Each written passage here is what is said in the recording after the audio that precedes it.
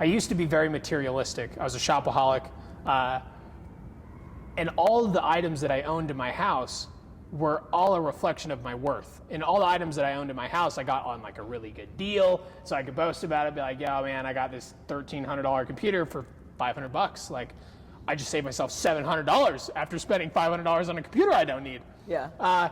And all of the things that I owned were a semblance of status. I was a collector, I like to think of it, is I was collecting value in my life to show people, hey, look at all the shit I got, I'm valuable. This means I'm valuable because we as a society say these things are valuable. And so I have these things, hence I feel this way. I didn't feel valuable personally because I know that I hadn't achieved anything that I personally wanted. I was just going after things that I associated with being valuable by being domesticated and be like, yo, these things are the things that are valuable, so strive for these things. And I played the game well. Now I own fewer things than I did in the past, but I do have higher priced items that are now tools. Yeah. And I view them as tools, as you should view everything is a tool in your tool belt, whether that be like a habit, a piece of equipment, money. Like everything is a tool to get you to what it's everything is a tool for you to use to get to what you really truly want. Yeah. And everything needs to be viewed through that lens. Because if it's not viewed through that lens, if it's not a tool, like you could have all of the art supplies in the world, but if you didn't care about drawing, it wouldn't matter. Right. Like you could have like the best pens, the best pencils or whatever, and all you are is a collector. You could own everything.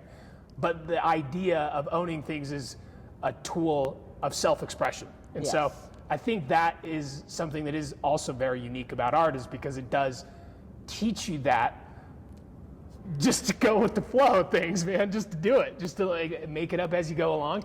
And that's a fine thing because that's what everyone's been doing all the time forever.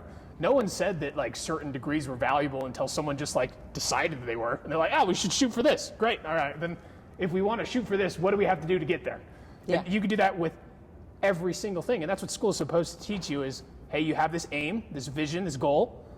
Okay, what are the logistical steps to get there now? Backwards plan. And what tools do you need to use to get to that thing? Right. Whereas like if you're just a collector, you could have all the things in the world, but you don't know the function of it, so you're never going to use it. Right. So like, yeah. Or you may know the function of it, and you still won't use it. Yeah. Because this does this, but I don't need to know because I have it. Right. And that's what's valuable. Right. And I'll have it whenever I may need it, but I might not want to use it because it's valuable. Yes.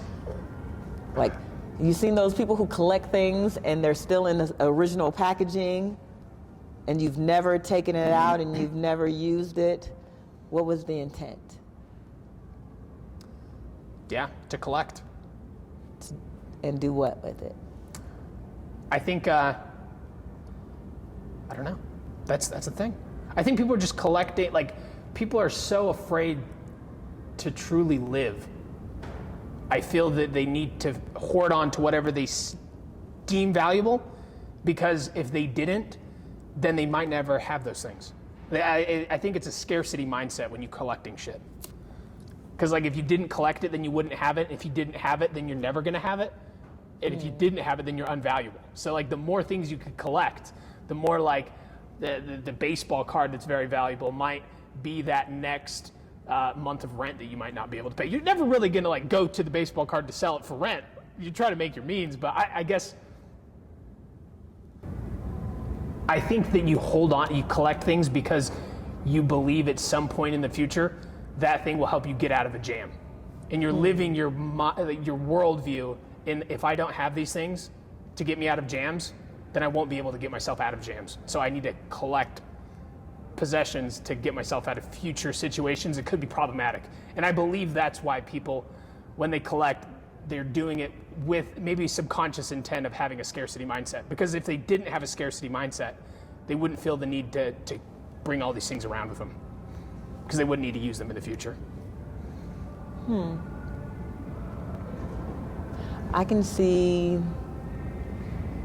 I remember when I was a kid and I would collect things, but it would be things that I'd really enjoy playing with or having. Yeah. You know what I mean? But I would play with them and it wasn't just something that I wanted to sit and just look at. It was something that I wanted to play with. But then I could understand how, like, you wouldn't want to play with stuff, because I remember at a certain age, if there was something that I knew I wanted that I was going to play with, I would get 2 of them if I could. So then I could have one for when I jack this one up, because this one's eventually going to get jacked up because I want to play with it forever. It's my favorite toy. And I needed a backup just in case I jacked this one up. Yeah. So, I mean, I collected in that way because I wanted to continue to play. That was my mindset. I know if I'm going to continue to play with this toy the way that I want to play with this toy, it's going to wear. I need to have another one to play with. I need to, like, replace this one in case, and it is a scarcity mindset. I have to replace this one in case there's not another one for me to go get. Yeah. Good night. Interesting.